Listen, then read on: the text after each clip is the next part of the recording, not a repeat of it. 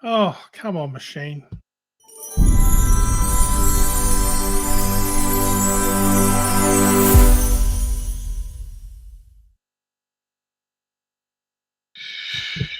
Oh, that's better. Let me take this down. I'm having a mare backstage, everyone. Hello. How you doing, buddy? I'm good. Welcome back. Wow. Tuesday, it's the new Monday, and I've just got my act together. Welcome to the show. Oh, for mate. Tuesday. Mate, Yeah. it felt kind of like coming back after school holidays. Yeah. The teachers didn't quite know what their roles were, and nor did the students, and it felt good. Oh, fantastic. I'm glad you got that hot, spicy take on how it all went down. Hey, did that link get you into the studio? It did, eh? Oh, it did everything. It was a magical link. I thought, wow, I love this link. It's the best link. All the best people have got this link. I know a lot of smart people. We need to give this link to those smart people. How are you going? All right over there, Thane? You figured out all the gremlins? Yeah, well, just about. Hey, I was wondering, can you send a link to Sophia? Because whatever link I'm sending her, weirdly, does not work. Okay, so, is there one in this console here? Oh, hang on. She's in this magically appearing now. Ultimo console. Oh. Did you add Sophia add any of her own socials in? Because you got to do it. You got to pair all your channels. You got to pair, Yeah. You got to have your apple and pears. Hi, Sophia. Welcome. How are you? Wow, she's kind of doing that mouth kind of hand sort of. I know. I'm not talking right now. Hi, guys. Sorry. Oh, no, she can hear us. Okay. Is it moving? Hey, are you moving? Sophia, welcome to the show. How are you? Okay. We're going to get to Sophia very shortly, but let me just remind you what's going on the show. I hope everybody had a pleasant weekend. Sorry we weren't on the air on Tuesday, but we had issues like Sophia's having now with her internet. So hopefully she can sort that out. I had Wi-Fi issues. Hey, a very, very cool show for you tonight. Going to about 10:30. We've got Matt Bowden on. He was a guest on the show last Monday. Very interesting guy. A lot of positivity there. And we just had to have him back. He really pumped up the nation's tires. It was a pleasure to have him on. I felt when Matt came on, I was actually transcendentally booged. It was like a spacewalk. I'm hyped. Oh yeah, absolutely. And he's bringing plenty more of that. We've had a off the air chat. He's bringing plenty more of that. Now, also on the show, we're speaking to Sid and Shand. This is Sid at the French Cafe. He also had Siddharth back in the day, and so he is going to be our special guest. He's doing deliveries with a little bit of a twist, which is very cool. And then this woman, Jolene Guillum-Scott, she's a content creator. Very sensual content creator, which is fantastic, and entrepreneur, businesswoman also. She used to or could still live in a van. So another van story. I'm all about them. That's so cool. That's cool. I think if you live in a van, it's kind of, I'd imagine, it's kind of like living inside of a can, just a bigger one. Yeah. Sophia. No, let's see what we've got here. Can't do schoolwork, and she's over it. Bring me in. Okay, forget it. It's not working. I'm turning the computer off, the router off and on. So she's having a mare her end. So wow, yeah, it's just okay. She's gonna. Horrifying. Are you there? Oh, no, she's going to turn her router off and on. Okay, so let's kick her. Can she? Does she have enough data on her phone to sort of tether and use that, or is that just silly? Is that silly talk? What about hotspotting from your phone? I'll put that for us. I'll put that suggestion out there. Anyways, hey, I'm going to remind you of this little thing here while we start. Everybody, stay with us. Talkback with Thane and Sophia wants to put you in the draw for a box of Lover Pie pies. Here's the incentive. We want to grow this beautiful community. All you got to do is share the show. Share the show on Facebook. One share is one entry into a delicious box of Lover Pie pies that will draw this Friday. Okay, so if you can, please share the show. That would help a lot. And Lover Pie, they're very good to us. They're giving pies away. if you have won pies in the last 2 weeks, they are doing a delivery this Friday. So I promise you should be all sorted out by then. Let's meet our guest.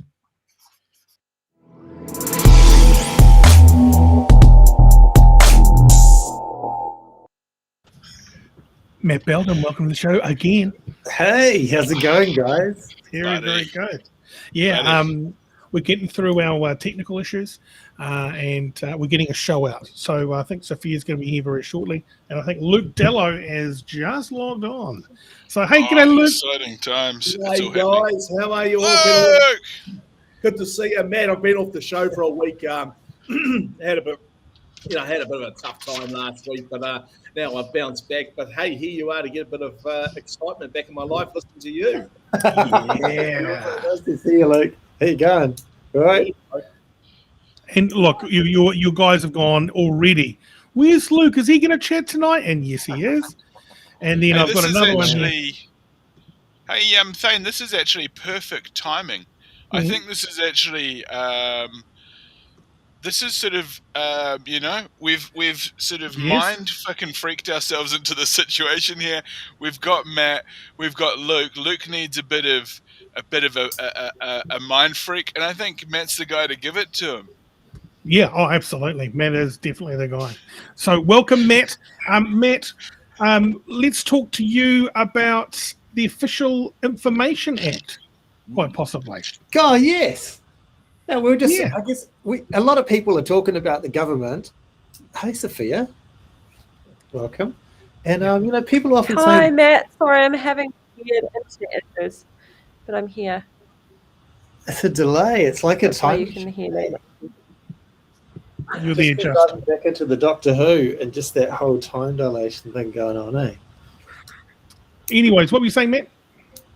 People complaining about the government, and I'm just thinking, the government's like a, I don't know. Sometimes it's a bit like an old relative, and that's kind of got to a point where they're starting to sort of say things that make you wonder if they've gone a bit senile or something. And we just got to remember the beautiful times when we were talking about kindness, and maybe what they're saying later. You just kind of think, okay, you just put them out. But I think with government, the best thing to do is if we I've been wondering, what are they doing about this, and what are they doing about that? Because I really like to know.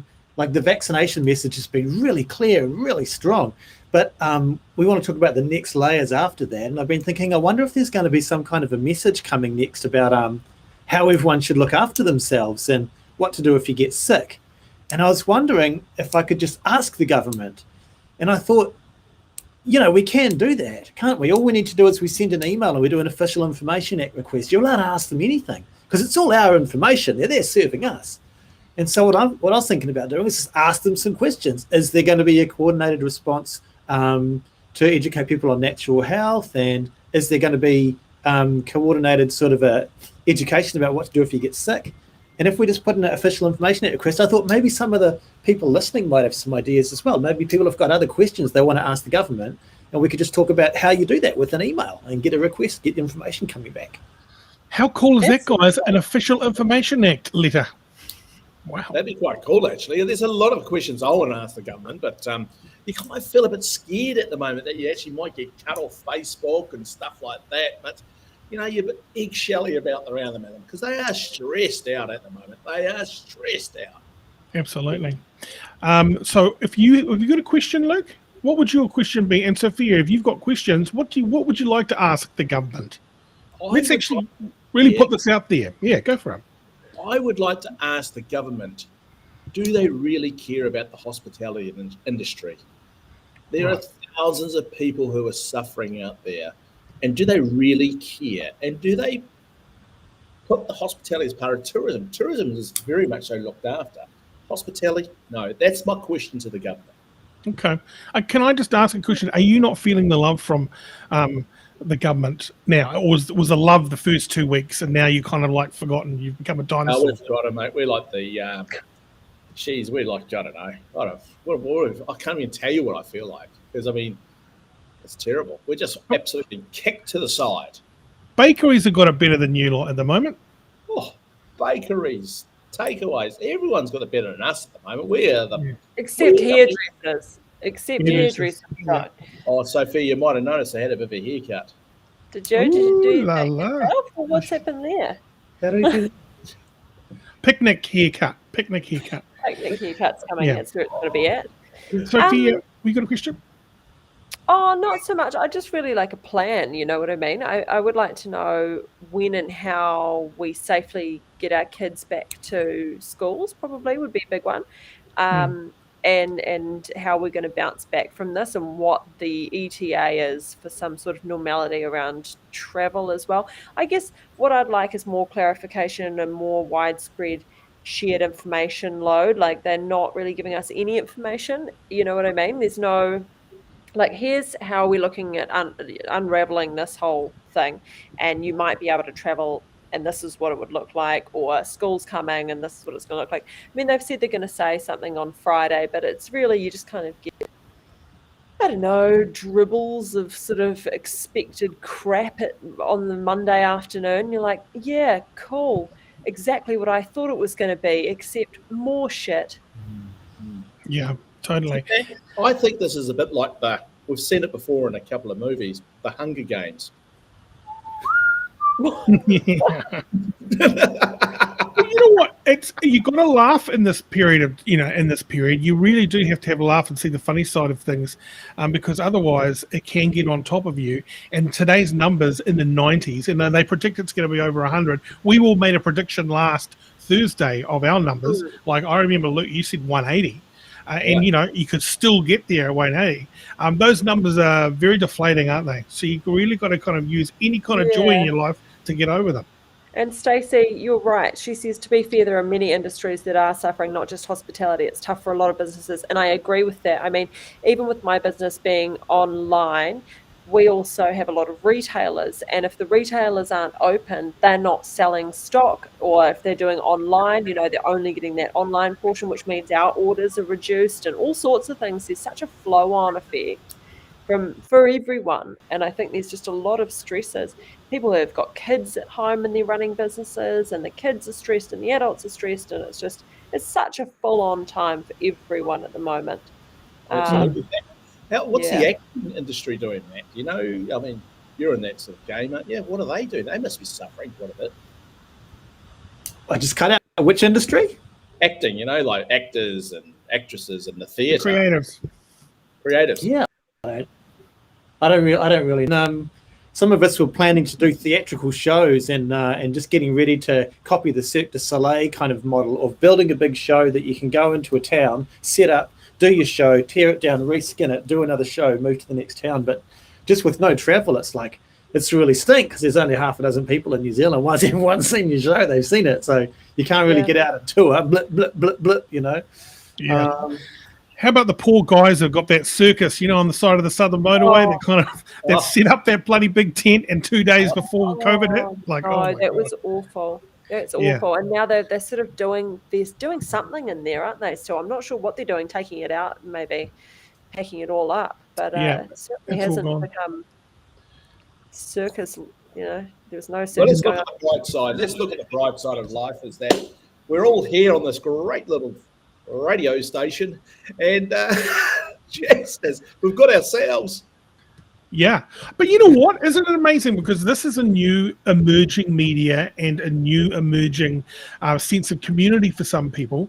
And so to chat about things, out loud, and have a platform that people can join as well and have their say, that's going to be cherished. You don't get that with the New Zealand Herald. That's a no, you don't, and it's really cathartic as well to be able to say, "Hey, this is how I'm feeling," and it's it's not like anyone's sitting here going, "This is right and this is wrong." It's good to be able to voice your views with a media outlet without having any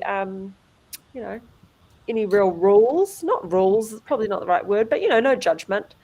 Open to looking at all sides of the coin. Everybody gets to have their say, because it is a tough time, and we're all just trying to sort of get through it.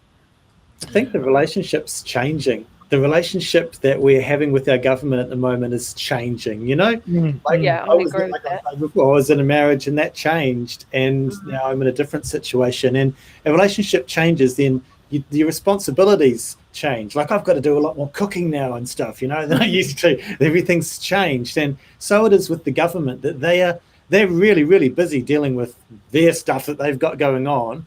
And so now's the time for Well, it's almost like your relationship with your parents when it gets to the point where you've had enough of them telling you what to do. Love your mum and dad who are watching, but it's time for you to get out on your own, do your own thing. And I think we're like that now, where their leadership, they're too busy. We need to take leadership a little bit of things in our own lives. And so for me, I'm going to ask them, hey, is there a coordinated response going on with natural health? If not, that's okay. We're going to start pulling it together and doing it and communicating with everyone, making it happen. And then we're not going to go against the government. We don't want to break laws. We don't want to get out and get in trouble. But we're just going to constructively put another layer of infrastructure around our community because we're going to need it. And like questions like they're talking about with the hospitals, if the hospitals are going to get all sort of overcrowded, no, we're going to let people in that haven't had their shots and that kind of thing. Well, if not, let's just talk to them about that. And if not, then let's start building some other infrastructure and building some other natural health treatment centres with the volunteers that are left over that just lost their jobs because they couldn't get a jab. You know what I mean? So I think more and more independent media is a time for the community to get together and look at what solutions we can develop to help each other and to build additional infrastructure and not rely so much on that other relationship that we had with government, because obviously they've got some of their own issues going on at the moment, like mum and dad that are fighting. Yeah, absolutely. I reckon it is a new beginning, isn't it, Matt, in some ways, this whole thing? Yeah. Does it inspire you, Luke, to run for Parliament or politics after seeing all these guys being fried up every day?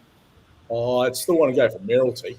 Absolutely, because I think in mayoralty you've got a bit of fat to deal with, I mean, Jesus, what can you stuff up in mayoralty? But running the government, oh my God, I wouldn't want to be hurt in a million miles. No. Putting up here. Oh my God, I do feel sorry for her. She looked a bit rattled yesterday. Yes. And I agree.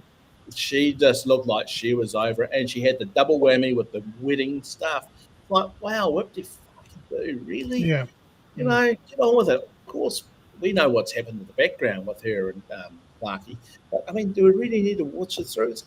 I just feel for her. I really do feel for her. And she's aging quickly. And she's definitely aging. Yeah, and you got to remind her that she is only human, and she's got a life outside of this massive job, and it's a tough gig to get through. Yeah. She ain't got life at the moment. No. No way. And that Bloomfield's got no life either. They both get it. I mean, far around. They must be put on Auckland City on a cross and get tomatoes thrown at them. Honestly, they're trying to do a job. I don't support her, but man, it's tough. Yeah, I don't envy her at all. It is. She looked very rattled yesterday and kept tripping over words and things. She must be getting just, like 3 hours sleep max. I don't envy her at all. It's not easy, but it would be nice to know how we're doing. Matt, where do you start with a plan like that? Because what you're saying is a very big thing. It's got to be focused, right? Unlike this conversation, when you're dealing with, we've got to kind of focus in on and agree on a couple of things that we want to get done. And I love the idea of a workaround. But how do you start this recess of getting shit done around the government, but also keeping them on side and having their support? Well, I think start off it's recon and asking. And then I think what I would do, rather than just sending the email, I reckon that we contact that department and just tell them what's happened. Hey, there's a Talkback show going on. We want to get a bunch of information. So we're doing these requests, get their advice. Do they want one email or 5 emails with 5 questions? Put it through there and then ask who's the right person to be dealing with, because they might have some liaison person. And then after that, and you can't just ask, what are you doing about this? It's like, ask for the specific information. I want information on any discussions or committee meetings with advice about how to deal with this particular industry and anything that's before the government at the moment. Any meeting minutes are good to ask for, emails, internal communications. And then somebody else, an ombudsman's just going to give you it all. When you look at it all and you find out what's going on, once you found out what's going on, think about, okay, what can I do that's going to be useful and constructive and add to it? And then consult on that and then go back and talk to whichever person is involved in the bureaucracy who is the right person to deal with, and run ideas by them, because they can smell out if someone's trying to be a stirrer or someone's after their job or if someone's a pain in the ass or if someone's actually trying to be useful and helpful. And if you are, then they've actually got quite a lot of time for you generally. And so you've done this before, Matt, and this is something that this process is familiar to you, which for us, we're like, what? You can call, you can email, are you serious? So how long does the process take? What are you thinking? Asking a question takes 20 days. And So what we're going to do, let's just have a quick look at it so that other people can see. So there's a website, it's dpmc.gov.nz. How to make an Official Information Act request. People in New Zealand can request government information, can expect it to be made available unless there's a good reason to withhold it.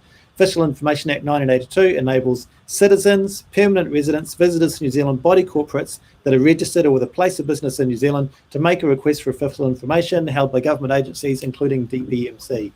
Your request should be as clear as you can possibly make it. Contact us a number of ways, write a letter or send an email or fill in an online form. That's okay. Hey, Thane, can we get a press pass down there too? Mm-hmm. Absolutely, just apply for them.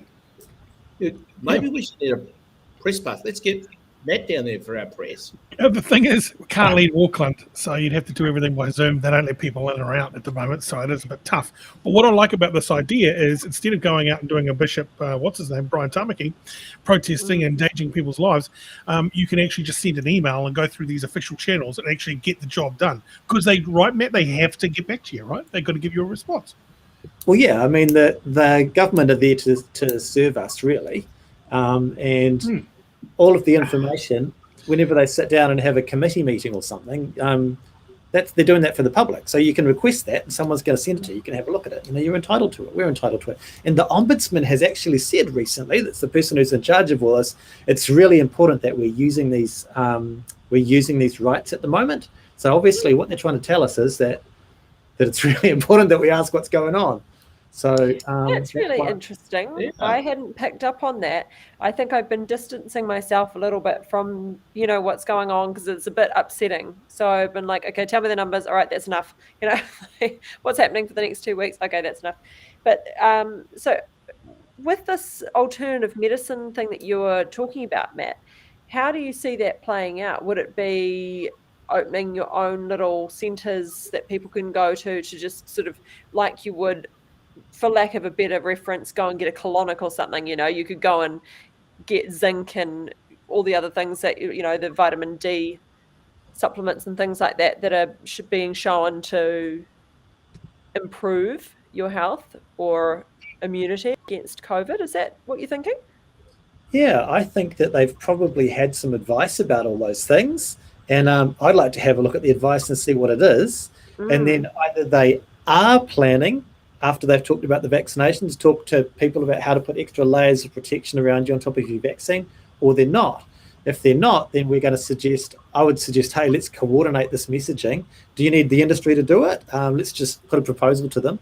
And if the levels of vitamins and things are still really low, because originally the vitamin levels were set by something called the Codex, which was a group of pharmaceutical executives in Europe who made all these rules to try to keep everyone. They took the therapeutic dose divided by 2 and divided by 5. So the doses are roughly a tenth of what's going to do something. So maybe I think it's time to review those dosages because we're in an emergency status now, and so we're allowed to change everything. We can certainly change human rights. So why don't we change our vitamin recommendations? So there's a whole lot of layers here. Yeah. So I'm going to start chipping away at those things. Do you know if before? Can I just write to them, say, what information do you have on Luke James Dallow? That's different. I'm not a lawyer. Okay, I'm just going to put that up front because this has sounded a little bit like you're asking for legal advice. But what I do know is the Official Information Act is to do with official information. The Privacy Act is about your personal stuff. And you can ask the police for a copy of your file. And you can ask, there's another intelligence agency that likes to sort of spy on people. You can ask them as well, but you might not get much. You can ask customs as well. I've done all of these things in the past. And you get I always thought it was interesting. Why do we have feedback? Is that me again? Your health and medical information belongs to your health practitioner. Have you heard about that? So if you want to access your medical information, it actually belongs to the doctor with whom you are, subscribed with. I can't remember what it's called, or the hospital that you went to, or whoever treated you. Those notes actually belong to them, and you can't have them. You can't take them and keep them for yourself and say you don't have them anymore. They're not yours. I So thought if you go to the doctor and the doctor says Sophia had a runny nose and writes that down, that's the doctor's information. That's not yours, Yep. really. Yep. Wow. Oh, Okay. well, So there you go.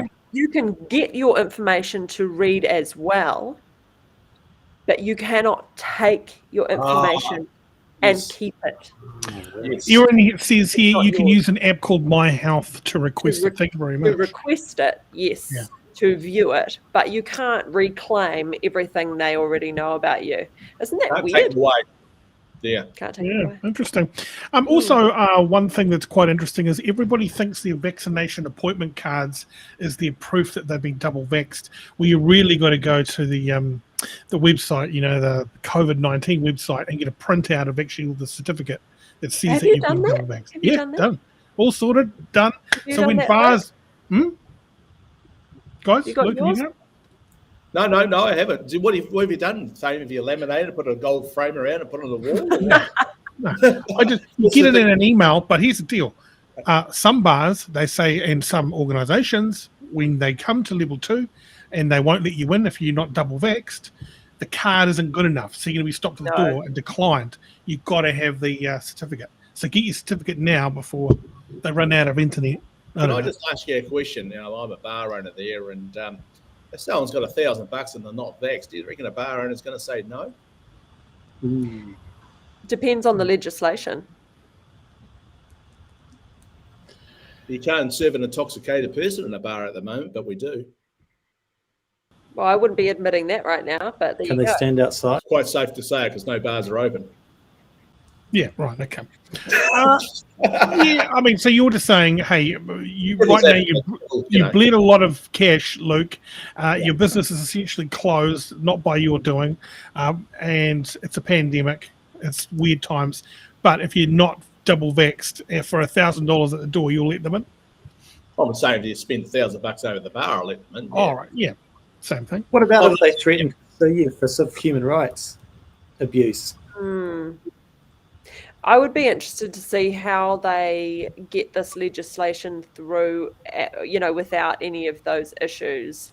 That would be good information to also request actually around what the legalities are of being able to stop people from going to places that haven't been vaccinated.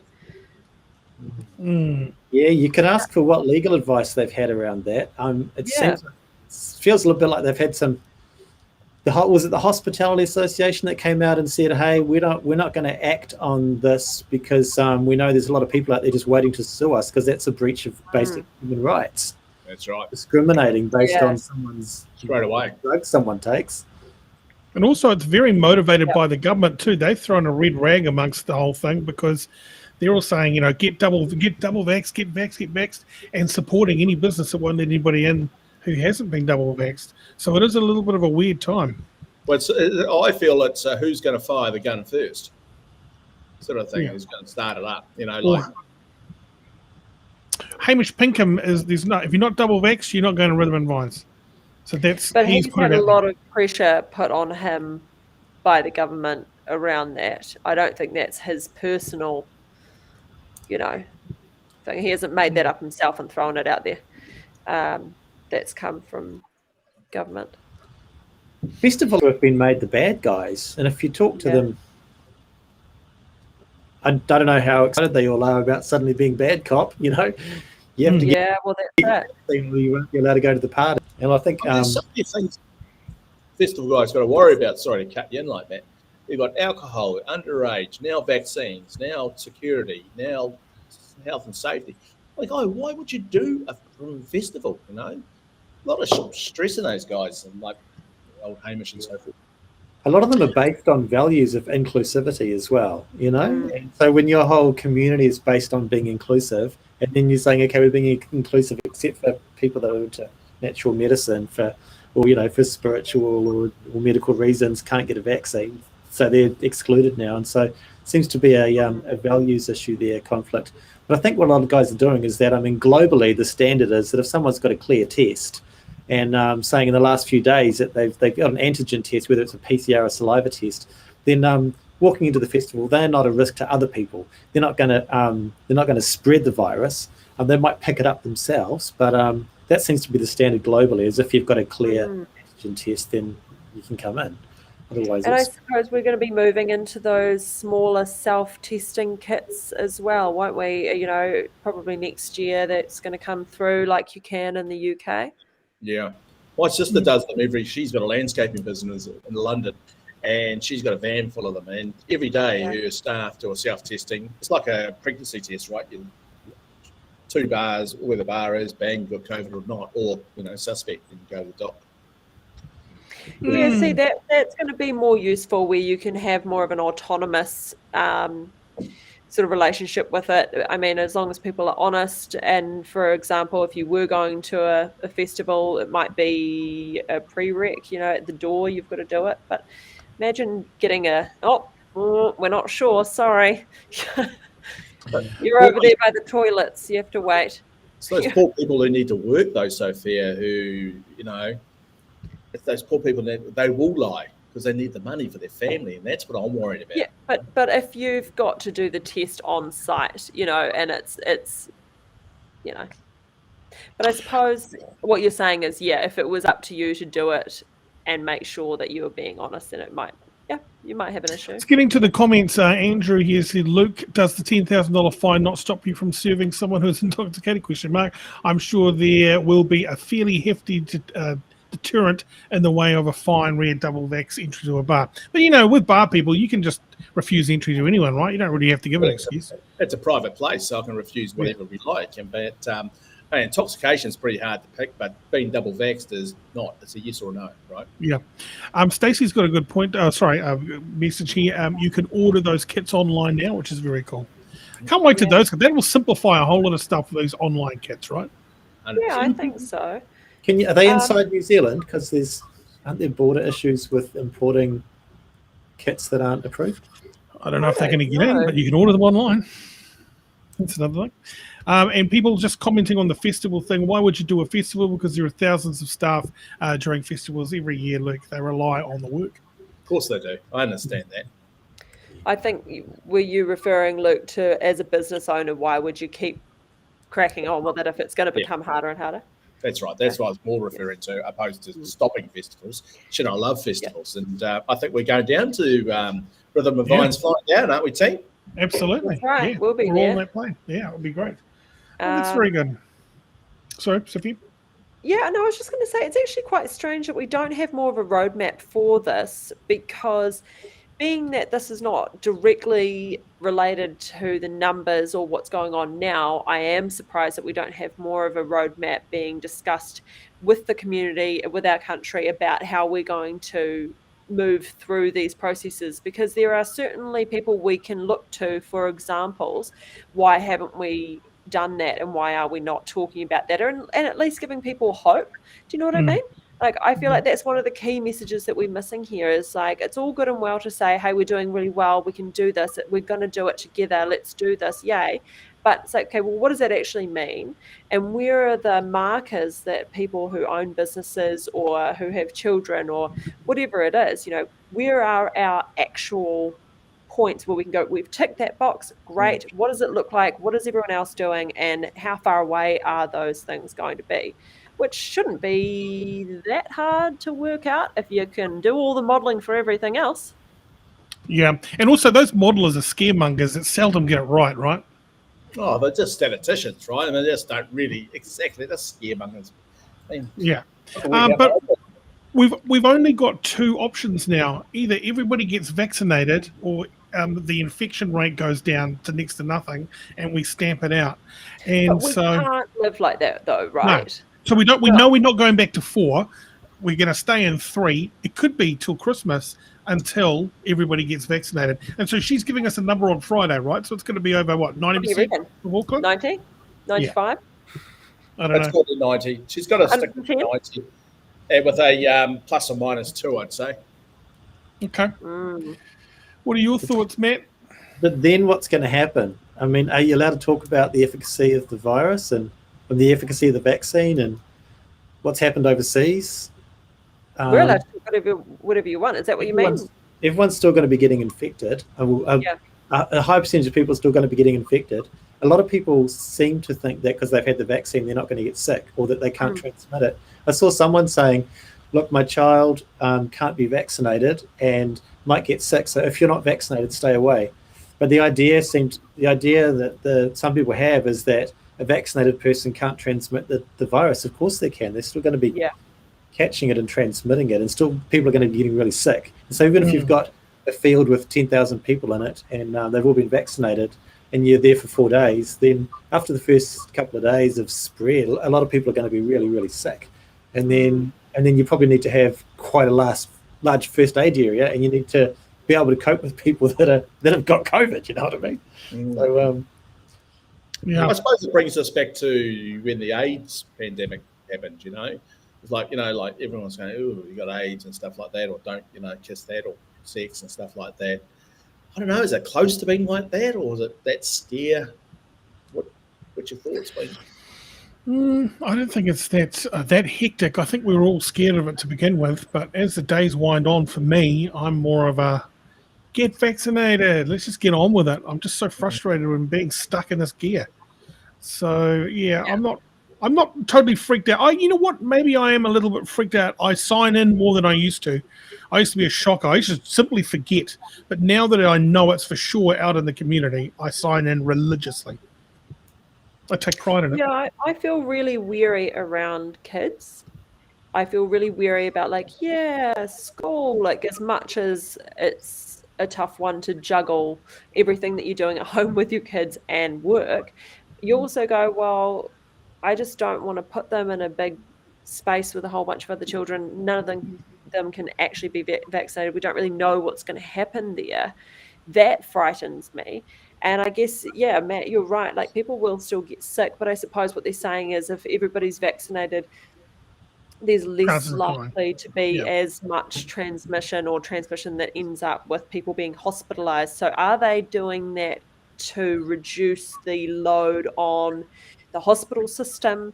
You know, I don't know quite where that's coming from or what the efficacy rates are off the top of my head, but it certainly is worth having a look. I mean, and again, stuff that we can model off other countries, because we're not the first to try and do this. You know, surely we can have a look and see what's happening overseas and talk about it openly, or at least have some dialogue from the government so that we understand what's happening, because otherwise we're all just shooting in the dark here. Andrew said, a mate of mine tried to import a kit. A guy hand-delivered a warning not to try to import another kit, or fines will be the next step. That's kind of weird. Wow. That's what I was alluding to before, is that back at the start of the pandemic, we went to bring in a whole lot of antibody test kits, and a law was passed and it was gazetted. It's on the MedSafe website saying you're not allowed to use a kit unless it's approved by the Ministry of Health. And I think the law now is saying that when they talk about you have to have a test for your employer, where the law talks about tests, it's being defined as either a PCR or one of the type of tests being carried out by certain people. And so they're trying to, it seems like maybe they're trying to stop the tests getting into the hands of the average Kiwi. That might need is that a money thing? Is that a money grab, do you think? Or is that something more sinister? You know, do they just want to keep tests where, I mean, they're free anyway, though, and that doesn't make sense. I think it's more of a control thing, Sophia. I think it's more of a controlling me. If I self-test myself, I can do whatever I like. But if I buy it through an agency, barcoded or whatever, I think it's control. Yeah. Okay. Yeah. Hey, man, I've got to say thank you very much for joining us on this Tuesday. I appreciate it. We're going to have you on the show back in next week, because we love talking to you. And then I will talk to you this week about some questions we want to send off for the Official Information Act, mate, and we'll get some stuff underway. See if we can't actually do this. So I'll get my group together. But in the meantime, have a great rest of the week. Yeah, thanks, guys. Peace and love. Manny. See you soon. Thanks, Manny. Bye-bye. Manny's great. Very good. Hey, now I've just got to check in with our fact checker, everybody. He's standing by. Let's bring him in.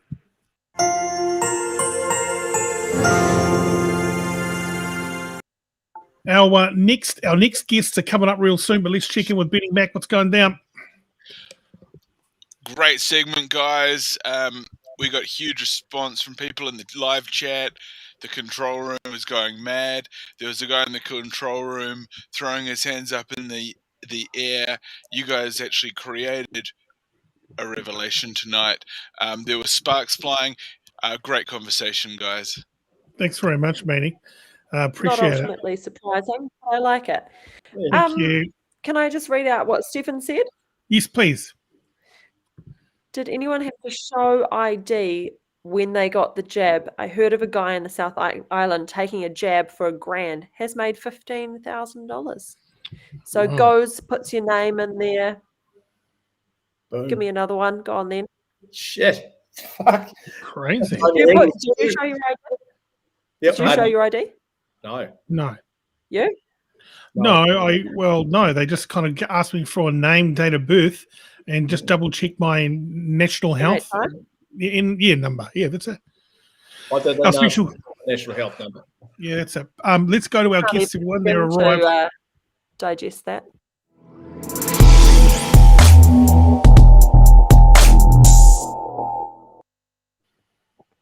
The toast of high-end hospitality. How's it going, guys? Sid and Shand, you good? Hi. You. Hi. Hey, welcome to our show. Luke Dallow there, Sophia Mantel. How's it going? Yeah. How you going, Sid? Hey, darling. How are you? You well, you too? Up and down. It's just It's all over. I had a bad week last week. Yeah. Amazing. Hey, can you tell our viewers what you own now? Because it's something sort of ever-expanding portfolio well before COVID and all that. We just got two now. Two and a half. 2.5, yeah. So we got Cassia Home, and Sid at the French Cafe. Fantastic. Excellent. Awesome. And so it's hard as all hell. I mean, we speak to Luke most nights about how hard hospitality is, but every 1 o'clock announcement or the Friday or the Monday ones, I forget, everyone's hoping for level 2, right? And it's just, we're so far away from it. It's like our 10-year-old says, Thane, it's when is the next announcement about the next announcement? Yes, yeah, absolutely. So many announcements. So how are you surviving? So you embraced takeaways, haven't you? How's that going? I think everyone in the industry is just flattened out. The first week really, really good, and then It's just tapered through now. It's sort of just kind of, every week gets quieter for everyone, and what it does is at least it keeps the supply chain going.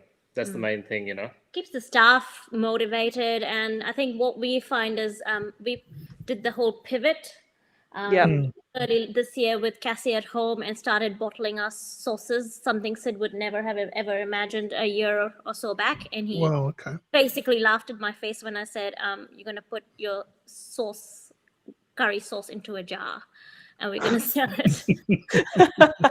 Wow. It's working really well because they've become so popular.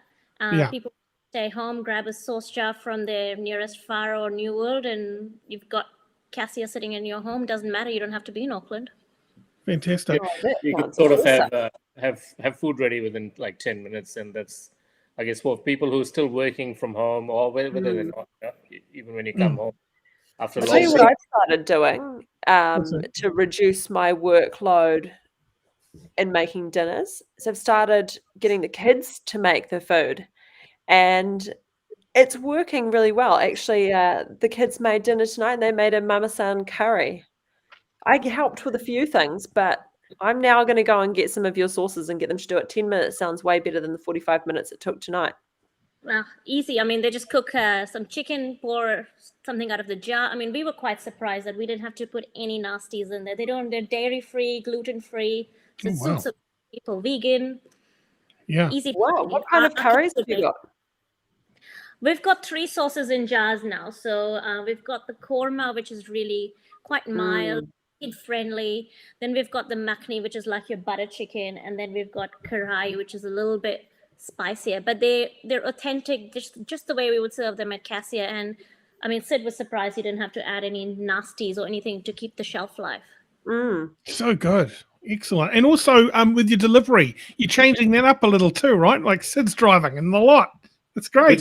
We got bored. We were not busy enough. He doesn't. He said to me, like, he comes home and he's really, really grumpy. And he's like, I'd rather, keep being at work. It's too weird coming home at 2 o'clock after prepping all these boxes.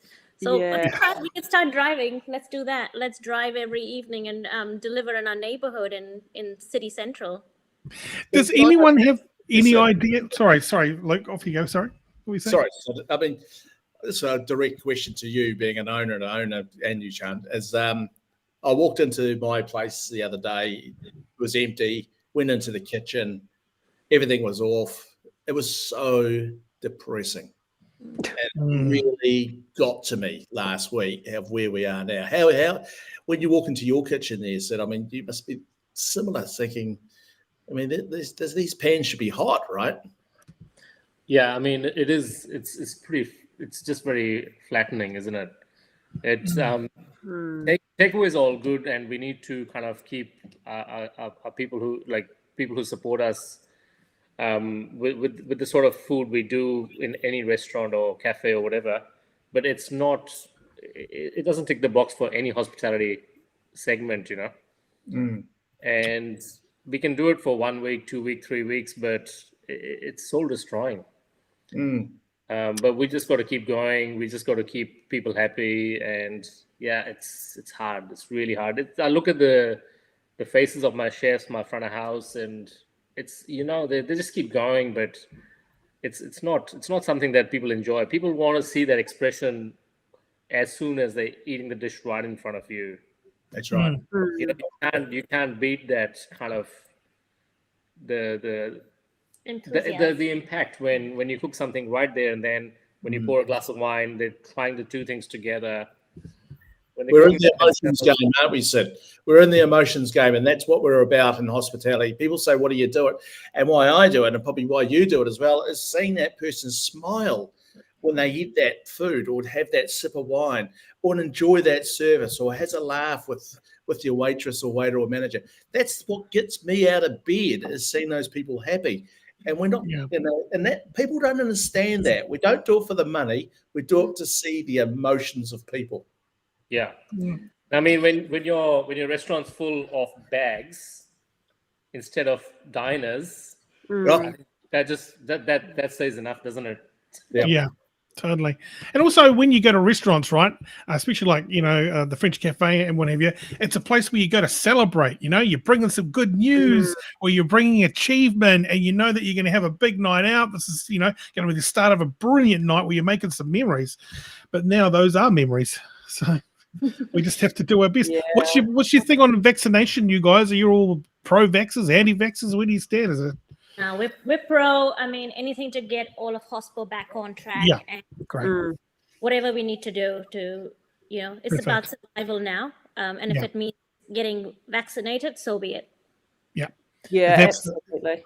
That's the way out. Hey, also, when you're delivering some food, did anyone want to get a selfie or anything like that? Is it, you come across that yet? The mask helps him. I think people don't recognize if people really know him. Yeah, we start deliveries from Thursday. Oh, okay, right, okay. We haven't.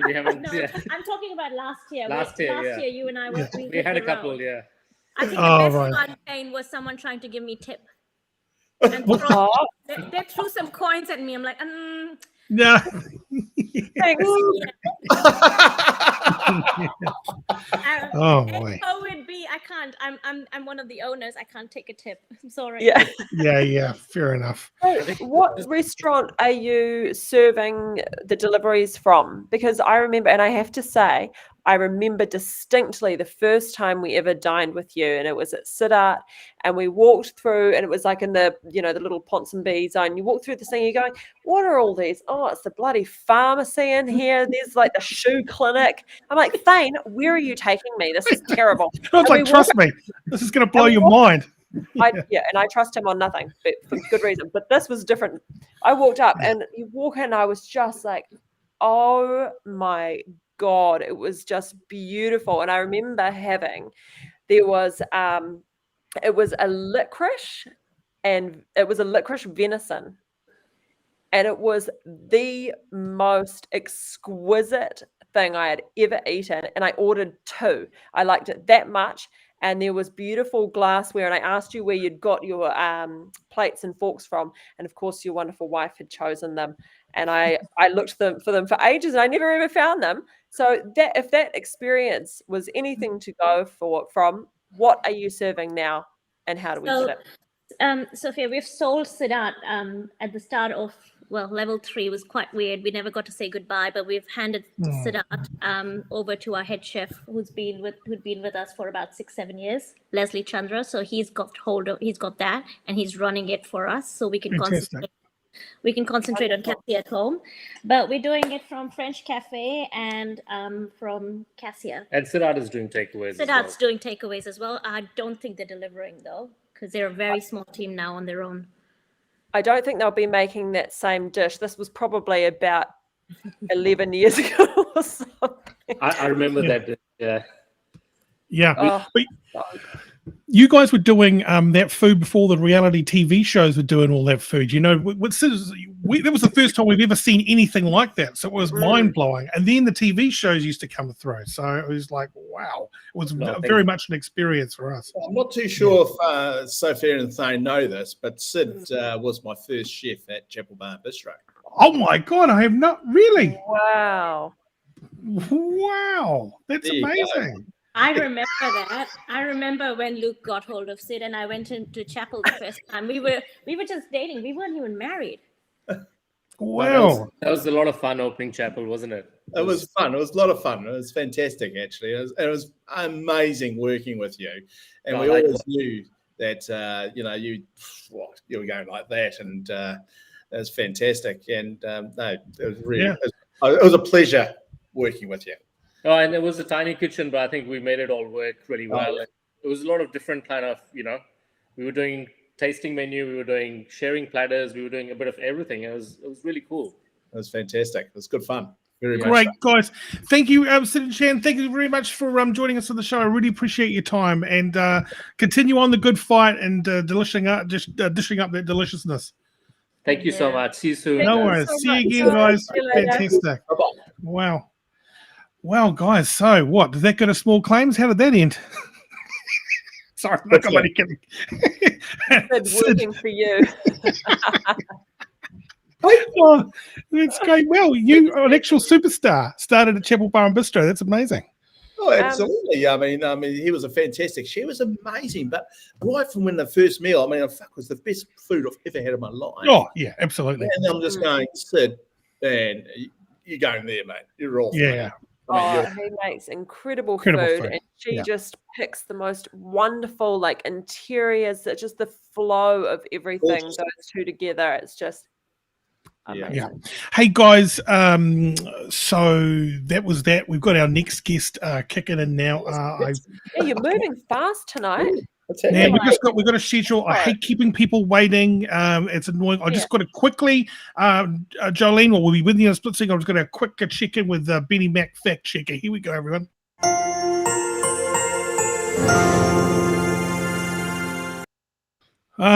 Checking facts in real time. Benny Mack, what you got?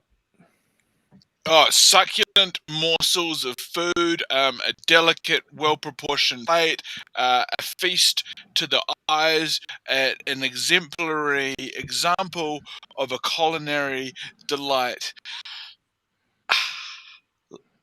Such good food. Thank you very much, mate. Appreciate that. Expert comments, incredible.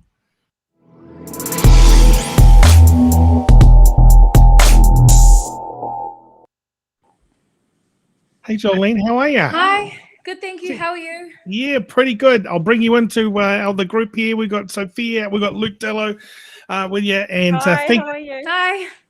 Hi, Jolene. How are you? Good, thank you. How you going?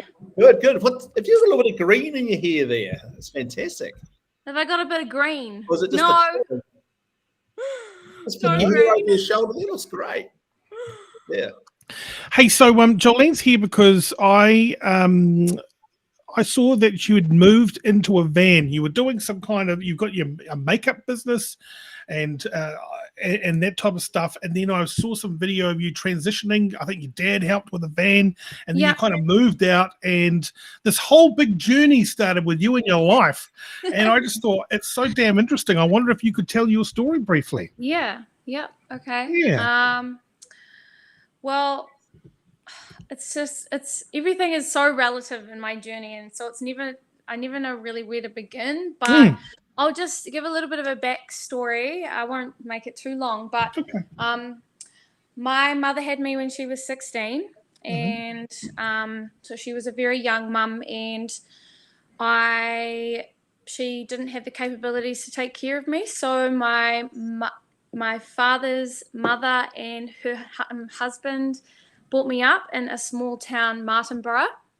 Wow, cool. Which is a beautiful town near Wellington. It's kind of like Hawke's Bay. It's got lots of vineyards and stuff like that. Yeah. So that's where I grew up. And so that kind of gave me like a really, I guess, it gave me a lot of character. And I feel like it's made me an interesting person, my childhood. And when I was about maybe 17 or 16, I started to get into makeup, just doing makeup on myself. And I was kind of posting a lot on social media before it was a thing, before YouTube people were a thing, before influencers was a thing. And I actually was just a weirdo. And and that worked to my benefit because I was able to build quite a big platform as a makeup artist, and slowly but surely started to do clients. I never intended to be a makeup artist. It just sort of flowed that way. And I became more and more well-known. I feel like I'm very good at what I do. I'm very good with people. And I started to grow my business outside of working full-time. I spent some time in Auckland. I went from Martinborough to Palmerston North, and then I went from Palmerston North to Auckland. And then I eventually left my full-time job to do my makeup full-time. And I had another business. I was selling yoga wear for a while. For 2 years I had been selling yoga wear full-time, and that was also becoming quite successful, and I just didn't have time to do full-time work anymore. So I left, and I was floating about here for about 3 months, and then I decided to take myself back to Palmerston because that's where I started my makeup artistry, and I had quite a few, I guess I had quite a lot of a reputation there, and I had a lot of weddings in that area, and so I just thought I may as well go back there. I had a bit more of a support network there, so I went back, and I was living in a beautiful small beach town near Palmerston because that was the biggest, I guess, compromise, being closest to the beach as I could, because Palmerston's not like anything like up north. And I was paying $300 a week for rent, and I was getting up in the morning when it was dark, and I was getting home when it was dark, and I was working 7 days a week, like 12-hour days, because I was just having back-to-back clients. Even when I had hired my first couple of girls, I had clients back-to-back, so I started doing eyelashes and things like that, and I was working a lot. And I just thought to myself, and I had fantasized about the idea of moving into a van, and I thought to myself, like, really all I need is a bed, because I'm not the type of person to just be chilling out at home. I'm not the type of person to be watching TV. Right. And so I said to my dad that I had this idea. I moved out of that house while I looked for a van, and I moved into my friend's parents' house. I just asked if I could stay in their spare room while I looked for my van, so I could save some money and for the van. And I found a van. My dad actually was incredible and bought the van for me. It was about $4,000, and I wasn't expecting that, but that was awesome, and I've pretty much paid that back now. But I found the van, started converting it, and moved in pretty much as soon as I could into it. And I did it because, like I said, I was spending a lot of money on rent, and I was driving a lot out to this house that I never got to really enjoy. So my theory was that I could use that money to invest in my business, because I come from a background where I don't come from a lot, and everything that I have, I've had to really scrape and grind and hustle, and I've just had to work so hard for everything that I have. And even though I say I had a support network at home, my family I have to demand help if I ever get anything from them. So, but because my dad loves the whole project of the van, it's been really easy to get him involved in that one. So yeah, I did live in the van for 9 months, and invested a lot of money in my business doing that. And I did spend a little bit of time here and there. Like I went to the Mount a couple of times and came up north a couple of times, and I spent some nights over in Wellington a couple of times. But my idea with the van was actually really just to save money. Did it work? Did you save money in the end? Yeah, absolutely. I saved $300 a week every week because I didn't have to pay any rent. So I saved heaps. What kind of van, Jolene? So I have a Toyota Hiace, and it's got an extra high top, and it's also an extended wheelbase. So it's a bit longer and a bit taller than most vans. So it's quite roomy in there actually. And did you park it on like where these van people go? Did you go to a caravan park? Did you go to a public park where they welcome people in vans, or did you park it outside some friend's house? So I was very lucky. I never imagined that I'd ever be as lucky as I ended up being with how it all worked out. But essentially, I told one of my friends who has a beautiful property in Palmerston North that I was living in the van, and that I was just going to sleep on the street or whatever. Like I just didn't really care. And she's like, "Oh, absolutely not.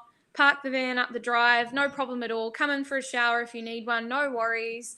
And I was so blessed to have that opportunity. I tried not to make myself too comfortable there, so I would often shower at the gym. So I got a City Fitness membership, and you can go to any gym throughout New Zealand for $6.99, and you can have a hot shower. Sometimes I'd be so guilty and I'd go in just for a shower, and I'd walk in there and walk out, and everyone's like, "You didn't even do a workout." But anyway, I was like, whatever, I'm here for the shower. I pay my membership.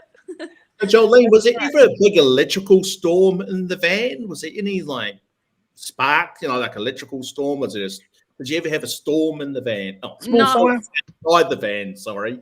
But no, so my van actually didn't have any electricity, so I didn't have any solar panels or anything in it. I'm just about to buy the whole entire solar setup actually this week or next week, because I'm venturing back into the van just part-time, because I'm currently up north in a small beach town, Snells Beach, which is just an hour above Auckland. Just super random, but anyway, I never really had any storms or anything in the van. Honestly, it had been super comfortable. It started to get very cold closer to winter time for sure, but the van never really got completed because it was just so hard for me to have this big project and have such a huge workload.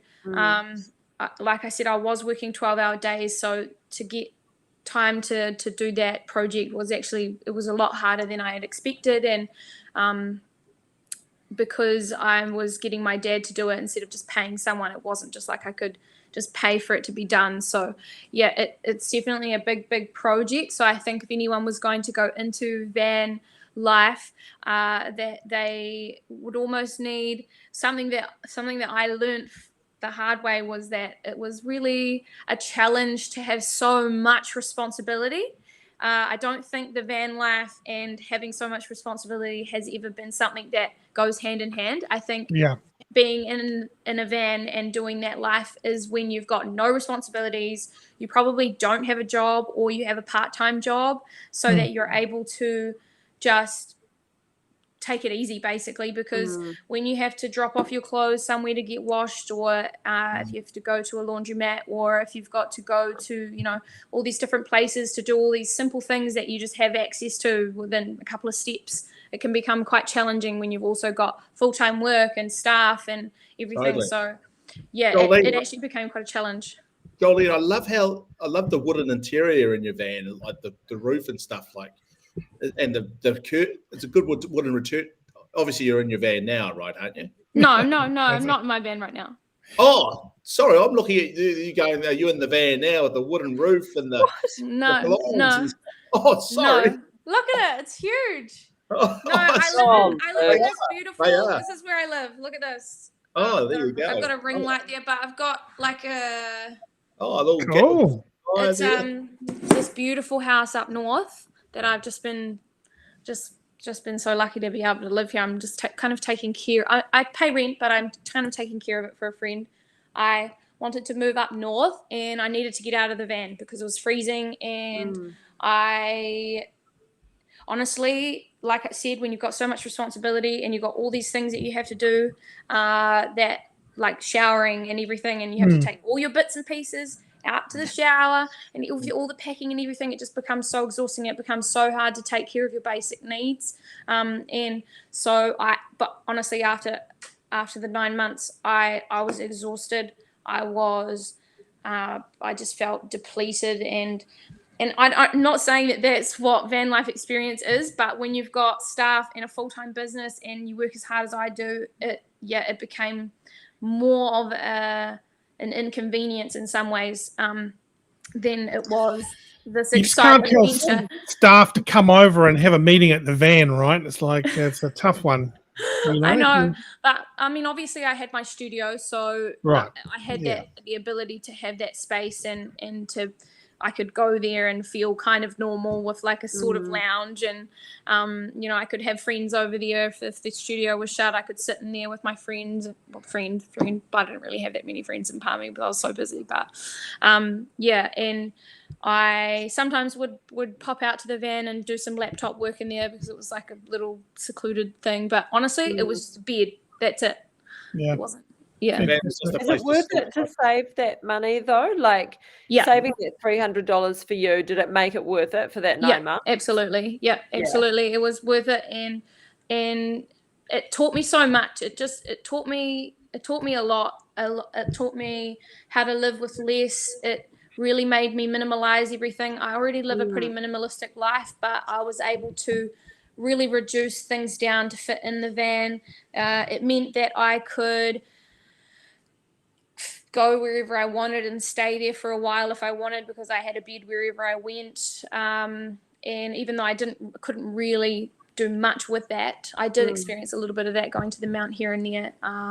But yeah, the money for me was totally worth it. Like I said, I don't come from much, so for me to be able to put that $300 into my business, it was absolutely worth it. And yeah, I think if the van was a bit better set up, then I think it would be a lot easier. But even then, you still have to go somewhere for a shower and wash your clothing and stuff. Sorry? What about meals and things? Have you got a little setup in there to cook? No. So I literally, all it has is a portaloo. Even for a while, I honestly, this is so bad to admit, but even for a while, I had a bucket and sawdust. Like I was literally slumming it. I wasn't like fancy van life. I was like, okay, I'm gonna just live with nothing and save all this money.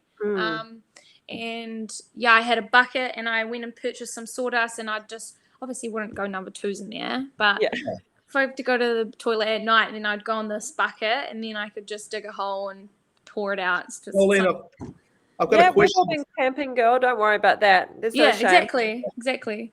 I've got a question for you, Jolene. There's a little saying, when the vans are rocking, don't come a knocking. Did that ever happen to you?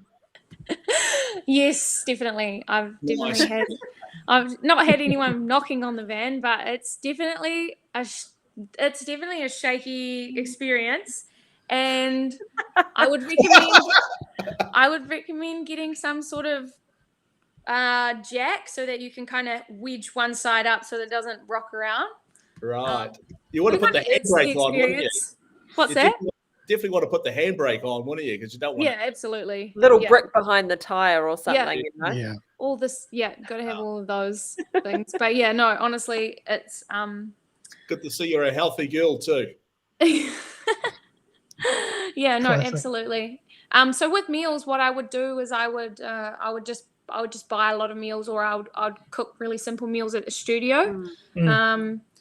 Just using the microwave, which doesn't sound that great, but I eat pretty simple, just like salads or rice and berries and stuff like that. Pretty amazing, though, your grit and determination, though. What I like about you is when you've got it in your mind and you've set yourself a goal to save money, there ain't nothing going to put you off course, which is pretty commendable. That's right. And I'm not afraid to, get my hands dirty. I'm not afraid to sleep somewhere, and like it doesn't bother me, because I have my sights set on something, and it really allowed me to project myself forward so much quicker than if I was paying that much every week on rent, something that's not actually mine, even though I'm getting a benefit out of it. It's not something I can keep and something that I can hold. So I was like, why am I doing that when I'm not even getting any enjoyment out of that? I'm literally just going there to sleep, and that's it, because I'm so busy. So what are you building towards? Are you building towards a house? What's your end goal? It's a good question. I just really want to. I've never. People always say, like, what are you going to buy a house and stuff like that. I've never had my sights set on a house or anything like that. Nothing really materialistic. I do definitely want to have a house eventually, but all of this hustling and grinding is so that I'm able to eventually have the freedom to just do everything that I want and experience all the things that I want, traveling, just because I don't really see myself, like, I just don't really fantasize about having something, built or something amazing or whatever. I could see myself living in a hut on the side of the beach, but it's just that freedom. Like, I just want to, first of all, never be able to show up anywhere online ever. Gone. See ya. I'm out of here. Never want to do that again.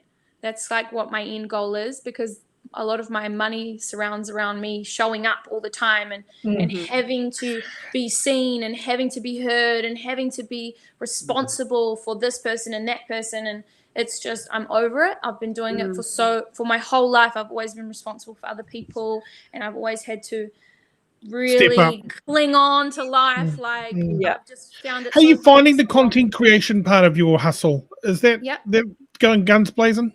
Yep, it is. So that's another thing that I started to help me to get my, I guess, to project my goals. Well, that doesn't even make sense. To push myself even faster, I guess, ahead. And my biggest vision, I guess you could say, is that I want to create this legendary company where women and men, feminine men, can feel safe and confident in this space. So not just for the clients, but for my team. So I really want to build a beautiful space for people to come to work, because throughout my life I have felt judged. I have felt like I don't fit in. I have felt like I've had to hide parts of my personality or even my tattoos and things like that in where I work. And I just noticed the big difference that it makes in the way that I show up at work and the way that I feel in my private life, because we spend most of our time at work. So my biggest passion and my biggest drive is to create this space that when people leave beauty school or look for somewhere to work, they think of me and my business. So I'm actually going through a bit of a rebrand at the moment to match that energy, removing my name off of the business JGS and renaming it something new, which is exciting, and really getting it prepared to scale, because I'm hoping to franchise. I'm hoping to have be somewhere that you just go, oh, where's the local blah blah blah, because I know that I'm going to be looked after there. That's what I've got my sights set on. Not a house, not anything else, just that thing. Jolene, I love tattoos. Can you just describe your tattoos on your right arm, please? I just love this one. Yeah, let's have a look at those. Yeah, is that a Japanese tattoo? No, honestly, these tattoos are just a mess from when I was 16 years old. I got my first tattoo when I was 15. And wow, which one was that one? My tramp stamp. Oh, yeah. Oh, don't show us that. Okay. I was like, they're going to ask me. Hey, what about your birds on your arms there? Let's have a look. So, like, honestly, I just have a tree, which is unfinished. I have this scary looking. That's quite cool, though. I like that. I mean, it's interesting. It's just hard. It's hard when you when you grow out of something or when your taste changes, you know. But it's not necessarily that I wouldn't have that tattoo. It's just that I would love to go and pay someone that's like really good at what they do and get stuff that's like really well done. Totally. But yeah, it's just a bunch of random stuff that I'm not super passionate about, so I wouldn't be really like sitting here talking about it. No offense, but No problem. yeah. Hey, Jolene, can you hold there for a split second? I just got to bring Benny back in. Is that okay? Can you just hold there for a split? Absolutely. Okay, excellent. Here we go.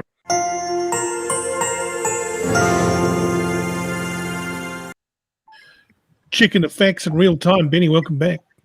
Oh, mate, huge show tonight, Thane. Can I just, I got to tell you, man, I've taken so much inspiration from the guests that you've put together tonight. Matt Bowden with his powerful truth knowledge, Sid and Chand, you know, perseverance and adaptation, Jolene, putting life into perspective and facing challenges and winning. Jolene, a super inspirational woman, a dream guest. Coincidentally, Jolene and Matt Bowden have great makeup. They've both got great makeup. Yes. Following Matt's lead of heavy eye makeup and Jolene's love of yoga clothes, I've taken the initiative to put on a super tight yoga shirt. Great. And heavy eye makeup. Oh, hey. Jesus. Oh, man. Okay. No, it's That'll come off. That's right. Jolene, do you ever get the old song Thanks, from mate. Dolly Parton, Jolene? Absolutely. That's And a I great love it. song, eh? I love it. I love it when I'm at a party and everyone sings my name because I just feel like everyone will remember me. yeah. I've got to go, Jolene. I've got to get to bed now. But hey, lovely to meet you, Thane and Sophia. See you in the morning. Okay, Nice thanks, to meet you. matey. See you later. pal. Hey, but just on that Jolene song, how good is that bass line coming in with that guitar riff? It's one of my favorite country music songs. I think it's a beautiful song. Yeah, Yeah. I think it's a beautiful song, and I think the song when Miley Cyrus sings it as well, it's really nice too. Yeah, totally. Excellent. Well, hey, thank you very much. And you've been a great guest. It's been good talking to you and hearing your story. How's your social community, with your day-to-day Instagram, your IG? How do you interact with those just before you go? And has that changed? Is Instagram getting meaner like Twitter, or is it still a calm, serene place? Do you feel happy there? Honestly, social media is a touchy subject for me at the moment because they keep taking me down. I don't know what you mean by mean. All of my followers and everyone that contacts me, I've never had anyone nasty towards me. I think because my energy is so, I guess I'm a kind, nice, genuine person, and I don't think anyone really sees any point in trying to bring me down. So I've never had any issues, but Instagram keeps deleting me, so my profiles are honestly nothing at the moment. Like, it's so weird. Yeah, it's not weird. It's just because of what I do, and they don't like us promoting our work on there, I guess. So the question that I had before actually about my content. Yeah, so sorry, Jolene also makes OnlyFans stuff. X-rated right. content. Okay, we missed that whole part. I had absolutely no clue. Yeah, Sorry. so no, that's fine. So it's a lot. There's a lot going on here, but there's a lot going on with me, so it's just kind of hard to like figure out where to pinpoint everything. But going back, I started my content because of that dream and that vision that I had to create this safe space. And I just saw the potential in how much I could earn. And what's your OnlyFans? So I was just reading something. I started it because it's just become this, I guess it's become this thing now. I feel like pretty much every girl has one now. And you can share things from a range of things. You could just be just be doing like hot outfits, or you can go full to the other end of the spectrum and post content with other people and very intimate moments and whatnot. And do you make money from it? Are you actually seeing some good cash out of it? I hope so. Yeah. So my biggest month so far was 14,000 New Zealand dollars. Wow. Incredible. Yeah. That's amazing. Yeah, so my goal is to be making at least around about 20 to 30 grand a month. And I've got a new strategy coming in soon for that, and I'm working on some things for that. So yeah, that's very exciting, because that is going to just launch me forward so much with all the things that I'm trying to create and all the things that I'm trying to do. And my journey on OnlyFans has actually been so powerful for me. And I know people say, oh yeah, really empowering, whatever, but for some of us it actually really is, because we're taking ownership of our bodies, and we are taking back the control, I guess. And the biggest thing for me was that if I could do that, I could finally say to myself that I really don't give a fuck what anyone thinks. That was my biggest thing. Like, I was like, I'm literally nude online. Like, I'm beyond the point of giving a fuck. And so that was really powerful for me to step into my authenticity and be able to really just show up as myself in all various different ways. Like, there's so much more to me than just that. And I prove that time and time again with what I'm doing with my business, and how I lead my girls, and how I take care of my clients, and the many, many reviews that I have from weddings and everything that I've done in my life. So yeah. Awesome. Hey, good on you. You know, it really sounds like what you're chasing is freedom to have choices that you get to make for yourself, which is, you know, really ultimately what I think a lot of women want, myself included. You know, having the freedom to make your own decisions financially or with your body or whatever it is the goal, right? And exactly, doing whatever it takes to get there. And congratulations and kudos to you doing what it takes to get what you want out of your life. Good on you. And also, it's not something, I think the other thing as well is, it's not something that I have to do. It's not something I need to do. I had my first $100,000 year without that, and I decided it was something I wanted to do, so I've gone into it very empowered. Some people feel like that's the only option. That's all, the only thing that they've got that they can do to make that money, whereas I made the decision to do that because I really wanted to, and I enjoy it, and I really do enjoy it. Like, I love it. It's fun. And everyone has their different views on it, just like how people have different views on lots of different things. And it doesn't really affect me what people think or anything. A pretty good coin, says Selena. Hopefully Jolene is investing. You obviously you're doing something with it. It's going to go in the bank, I'm investing it in my business. That's an investment right there. Do you mind if we show your OnlyFans page? Is that all right? No, we don't. We're not. Yeah, okay. I just oh, sorry. Pardon me. That was the wrong. Not button. me. I'm not on OnlyFans, guys. Sort of Jolene. So there you go. Yeah. So that's who you follow if you're interested. There it is, everybody. Thanks. No worries. That's my booty. There it is. And there's another question here. It's a hard one. Jolene want her daughter to make content. What are you going to say to that? Would I want my daughter to make content? I would want my daughter to do whatever the fuck she wants. It's that's really that simple. I am not a judgmental person. I'm very open-minded. I have extremely I just am going to have so much love for my daughter or my son, and I don't. If I had a problem with doing it, then I wouldn't be doing it. So, it's not like I'm out here killing people or kicking cats or running over old people. So it's fine. Yeah, absolutely. Good on you. And isn't that good? Andrew's come back and said, "Good answer. Good on you. Well done." Oh, thank you. Yeah, I appreciate that. And it's definitely, like, I guess it's something that a lot of people kind of can't wrap their heads around sometimes. And it's not something I'm ashamed of. So I guess I wouldn't care if they knew. I don't care if they talk about it. If they, it's not, it doesn't bother me. I'm going to be very open and transparent about that.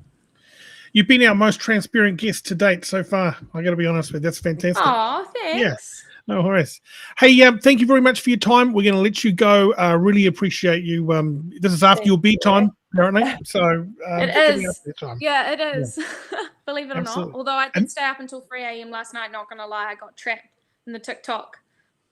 TikTok is just dangerous sometimes, man. I just got trapped in there last night. Yeah, but how funny is it though? There's some really amazing content out there, eh? it's just everything is perfectly chosen just for you, and they know that you're going to want to sit there and watch it. Yeah. And so it's just so dangerous. Yeah, it sure is. Anyways, enjoy the rest of the week. Thank you very much for being on the show. Appreciate it. Thank you. Thanks See for you later, having me. Jolene. Okay. Have a good Bye. night. Yeah. Bye-bye. What a show. We've done it again, guys. We've done it again. Great show, Thane. Great show, Sophia. It's got our ratings are going off the charts, and the last guest, extraordinary. We've actually had a angel investor call through. They're saying that they want to throw full production staff at it, 4K cameras, cinematic style director of photographer, slow motion, and theatrical style editing. Wow. She's going to go far. Wowza. We're going to make it like a 20K week. We're going like 80K months. Bazinga. Yeah. If anyone, we're probably going to take this thing on the global stock exchange. It's going to be huge. It's great. We just want Amazon to buy us at the end of the day, don't we? That's great. I think he was Excellent. talking about Jolene, not us. Oh, right. Okay. Sorry. Yeah. Absolutely. Yeah, she was a Jolene. great guest. Thane, as for you and Amazon, we talked to Bezos. He said you were good. He was talking about Shatner. Now he said, look, we were going to take this guy Shatner. We're going to skyrocket him to the moon.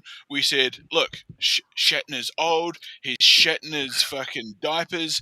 He's done. We need to take a young buck.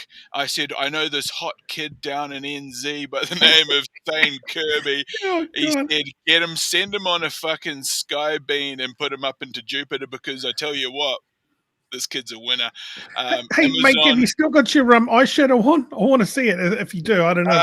No, what I did is I actually used an acetone. Oh, yeah, you really peeled that off. That I was fun. used acetone.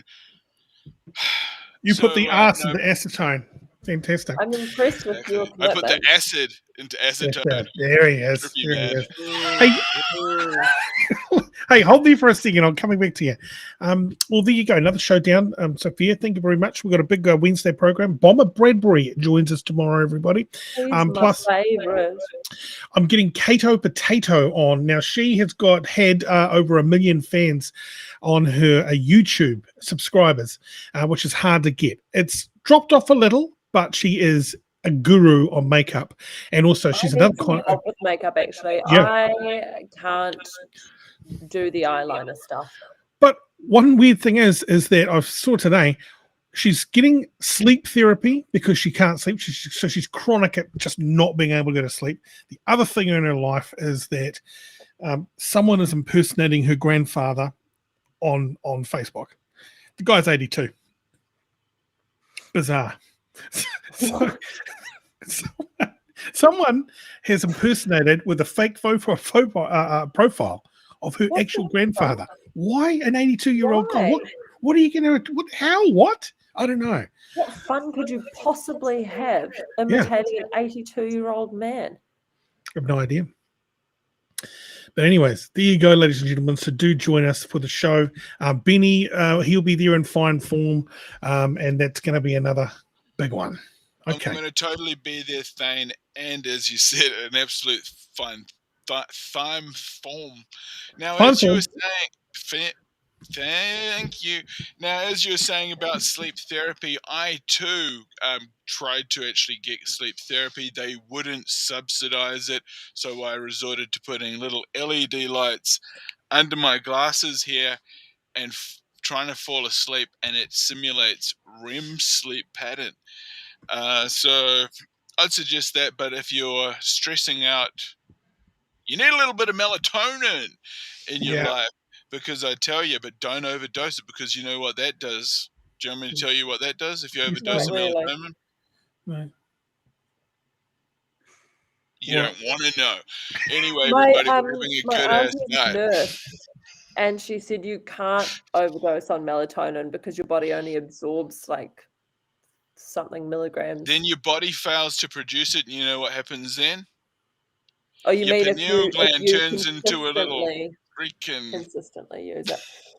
Become a unicorn. Yeah, and also if you've got like I think white as skin, it'll turn you tan. It'll give you a tan, or is that something else? No, that's something completely different. Okay, well, don't mix that up. What a great show. Okay, thank you guys. I'm just going to get the last of the credits away. Okay. That's melanin, not melatonin. That is melanin. Big thanks to our guests, everybody. Sid and Sean were cute, weren't they? So cute. I want to get a jar Such or a good two. meal. Oh my god. Yeah, absolutely. It was These so are long the, ago, but I still remember it fondly. Those are the eyeliners there. Oh yeah, Very you're cool. smart. Look at that. What's that? Still on tape. It is. It's actually an electrical tape. That was a part of a simulation. It's called a bait and switch. What I did is I showed the tape, but I soldered on the Sharpie because I used the Sharpie brand marker, and then I followed it up with the acetone line with the eyes as if they were shriveled into the skull itself. Showbiz. So it's all in the image. It's part of the smoke and mirrors illusion. This has been a totally scripted reality show. We've got earwigs in our ears telling us what to say. Earwigs. That's what they call them. Digital earwigs. This is the end of the year, everybody. We're going to go through all the way through to 11 tonight because why? Because 277, we're going through to 11. The sponsors have told us if we can. All right, good. Hang on, we've got one message here that we're going to get through. Selena, just Selena. All right. See you, Selena. See you, everybody. See you tomorrow. Ta-da. Bye-bye. See you.